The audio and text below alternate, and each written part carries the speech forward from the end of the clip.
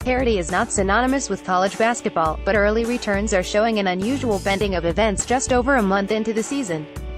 Amazingly, there are only 6 undefeated teams left. College basketball can sometimes count on catching Christmas with that many still standing sends a scar, not this season, though. After Mississippi State's predictable 6,550 road loss Tuesday night to Cincinnati, just a half dozen teams remain with a bagel in the L column, and the number could dwindle even more before the weekend arrives. Almost everyone has been tripped up, though. It could make for a lot of fun but complicated parsing of team resumes down the road. How to account for this? It's hard to, really. There is no one reason. Be it road games, neutral site tournaments, injuries, suspensions or otherwise, 345 teams have taken on a loss, and that has led to a lot of inconsistency within the rankings and seen a power structure change among top conferences. The SEC is ranked higher than the Big Ten. The Pac-12 is barely ahead of the AAC at KenPom. It's a turn from recent seasons, when college basketball has been boosted in 3 of the past 4 years by having a team get deep into February, if not March or April, before losing its first game. Remember when these teams flirted with undefeated seasons? 201,314 Wichita State ran the regular season table and earned a No.1 seed as an unbeaten team heading into the NCAAs before losing to Kentucky in the round of 32.201415. Kentucky made it to 380 before falling to Wisconsin in the Final Four. 201,617 Gonzaga got all the way to its final game of the regular season before losing in baffling fashion on its home floor to BYU. It doesn't seem like we're going to get that kind of run this season, even if the current No.1 team in the country looks capable. In fact, Villanova might not make it to next week without a loss. Here's who remains perfect, with thoughts on each team's season so far, when the first loss should arrive, and a prognostication on NCAA tournament seeding. Best 2 wins versus SMU versus Nevada in Los Angeles. Next 3 opponents versus Texas Southern December 18th versus William Mary December 22nd versus Oklahoma December 30th. Seed guess for selection Sunday. No.3 Jamie Dixon's team has not received consistent acclaim for playing beyond expectations this season, but that should change soon. The Horned Frogs were expected to be a lock for the top 4 of the Big 12. Might they wind up actually tussling with Kansas atop the league standings? The Frogs are shooting 61% from 2-point range, 4th best in the country. That's because Kenrich Williams, Vladimir Brodzianski, J.D. Miller and Ahmed Hamdi could be the best front line in college basketball. All juniors or seniors. All helping put TCU on the map nationally. This team is no fraud. Just because it hasn't been a program of note in decades doesn't mean it deserves skepticism. TCU will get to 120, then that home game versus Oklahoma is going to be tremendous. Both teams should crack 85. If TCU wins there, the road game against Baylor on Jan. 2 is probably where it finally gets tripped up. The Big 12 overall is too loaded this season to entertain any team lasting into mid-January before taking a league loss.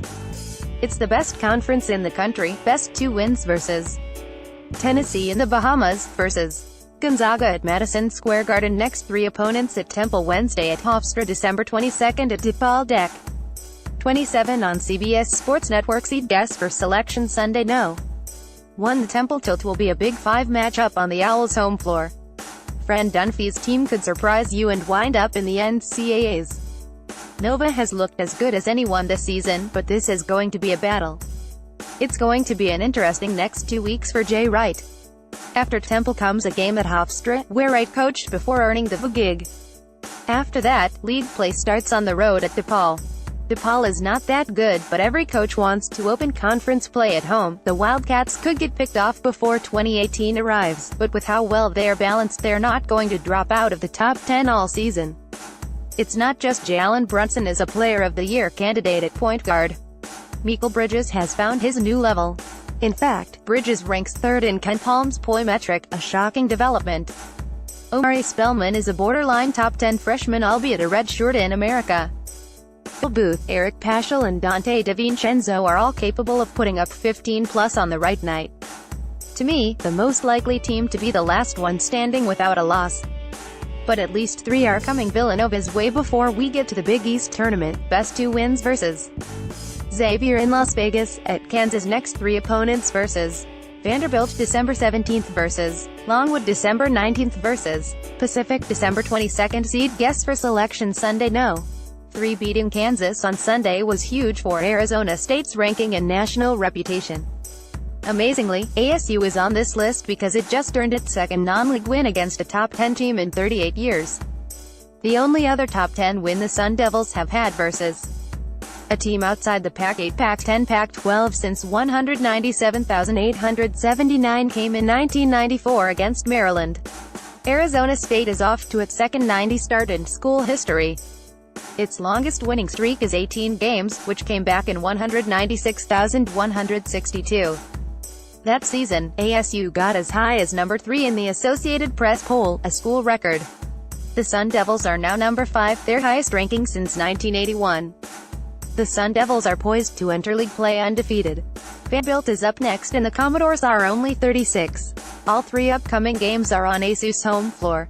This sets up a tremendous deck. 30 game at Arizona to open Pac-12 play. It could be the game of that weekend. ASU is unlikely to get through the first quarter of the league schedule before losing, though. Even if it gets by, Arizona, Colorado and Utah on the road follow. ASU has a top 5 offense, but the D is just average. Someone's going to pick the Sun Devils off within the next month. Still, what a story and what a fun team. Shannon Evans, TRA holder and Cody Justice are the best 3-headed senior attack in college hoops right now. Best 2 wins at Rutgers, at Florida. Next 3 opponents versus Oklahoma State Saturday and Sunrise, Florida versus Charleston Southern December 18th versus Southern Miss December 21st. Seed guess for selection Sunday. No. 6. That Oklahoma State game later this week is trickier than you might think. Florida State should win, but just keep an eye on it. The Notes blipped the national radar with their 8,366 beatdown at Florida on deck. For other than that, not a lot. Winning at Rutgers isn't nothing, but at isn't something. FSU ranks 28th in offensive and defensive efficiency at KenPom. It's top 10 in offensive rebound percentage, which is a big plus at this stage, but we have to account for the relative lack of size FSU has faced against most non-conference teams as well. Can't deny that this team is better than was expected on the whole, though. It lost Jonathan Isaac, Dwayne Bacon and Xavier Rathan-Mays to the NBA draft. It came back with some experience but no one who was an alpha. So far junior small forward Terrence Mann and sophomore point guard CJ Walker have flourished. The absolute furthest this team will go before losing a game is deck.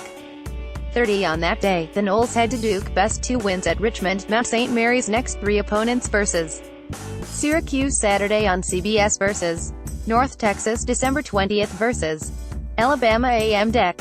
23 seed guess for selection Sunday. Nithoy is notoriously miserable non-conference schedule, which ranks as the worst 351 out of 351 in the sport, is the reason this team is not ranked at the moment.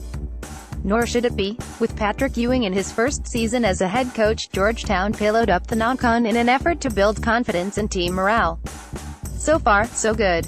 That is no mortifying losses to SWAC or MEAC teams. Mississippi State, after losing to Cincinnati on Tuesday night and dropping its first game of the season, didn't receive the backlash of Georgetown, but let the record reflect that as of Tuesday night it ranked 346th in non-conference SOS. The Hoyas are probably losing at home Saturday versus Syracuse, but it's a rivalry game so perhaps not. I don't think Cuse is an NCAA tournament team this season, so if the Hoyas can win that one then they're probably not facing the threat of a loss until the Big East opener on deck. 27 at home against Butler. The absolute longest I see this streak going is deck. 30. That's a roadie at Marquette. Georgetown is not making it to 2018 undefeated. Best 2 wins at Minnesota versus LaSalle and Reading, Pennsylvania. Next 3 opponents at George Washington Saturday on CBS Sports Network at Hawaii deck. 22 versus Davidson or New Mexico State December 23rd in Hawaii. Seed guess for selection Sunday. No. 2A program that was caught up with the FBI's investigation. Coach Jim Larinaga was subpoenaed, but no one from Miami was attached to the scheme directly, has not let that saga affect its on-court play. The Hurricanes' win at Minnesota looked great at the time, and will still carry value, but Minnesota hasn't been right since that 8,681 loss. Miami was my preseason pick to win the ACC. I stand by it. This team is loaded with athletes who have the size to make every night a nightmare for SEC foes. Larranaga is coaching a top-5 defense. The offense will only get better. The best sign for the U is that Bruce Brown has been merely good so far. He's their best overall player, yet sophomore power forward DeJuan Hoole and freshman shooting guard Lonnie Walker have been more efficient. When all the pieces click, Miami can make a Final Four run. The schedule gets interesting. George Washington is not good this season, but no road game against a team from a top 10 conference is automatic. Then Miami has to fly to Hawaii for the Diamond Head Classic. It plays Hawaii first, then will face either Davidson or New Mexico State. The U is better than both of those teams, of course. From there, a potential championship game appearance in that bracket against Princeton, a possible rematch Middle Tennessee, Akron or Southern California. Then it returns to the continental United States to play at Pitt, then at Georgia Tech. That will be 5 straight games away from home. In the big picture, it's a lot to ask. I think Miami gets picked off in one of the